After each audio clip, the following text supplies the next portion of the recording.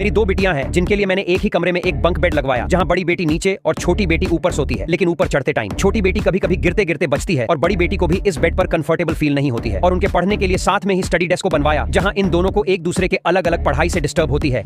मेरी दो बिटियां हैं जिनके लिए मैंने एक ही कमरे में एक बंक बेड लगवाया, जहां बड़ी बेटी नीचे और छोटी बेटी ऊपर सोती है। लेकिन ऊपर चढ़ते टाइम छोटी बेटी कभी कभी गिरते गिरते बचती है और बड़ी बेटी को भी इस बेड पर कंफर्टेबल फील नहीं होती है। और उनके पढ़ने के लिए साथ में ही स्टडी डेस्क को बनवाया, जहां इन दोनों को एक दूसरे के अलग अलग पढ़ाई से डिस्टर्ब होती है, जिससे मेरी बेटी मुझे फोन कर करके शिकायतें करती है, जिससे परेशान होकर मैं अपने 3 पहिए वाले गाड़ी को लेकर आता हूं और रूम के सारे सामान को उठाकर समुद्र में फेंक कर फिर से कमरे को इस तरह तैयार करता हूं। तो सबसे पहले स्टील को बेल्ट कर कुछ इस तरह का फ्रेम बनाया, ऊपर सॉफ्ट अप्लाई से पार्टीशन कर 2 सॉफ्ट गद्दा और तकिया लगाया, जहां दोनों बिटियां मजे से सो सकेगी। दीवारों में सेफ्टी के लिए सॉफ्ट पैड को लगा दिया। सिरहोने साइड दीवार में छेद कर लंबी रैक बनाया, जहां दोनों बिटिया के लिए मजेदार कहानियों वाला बुक और लैंप लगा देंगे। बेड के बीच में एक छोटा सा टेबल बनाया, जहां दोनों बिटिया चाय पीते हुए गप्पे सप्पे करेगी। उसके बाद टेबल को बेड साइड टेबल के तौर पर भी यूज कर सकेगी। अब इस तरह से पार्टीशन कर एक शानदार सा लुक दे देंगे।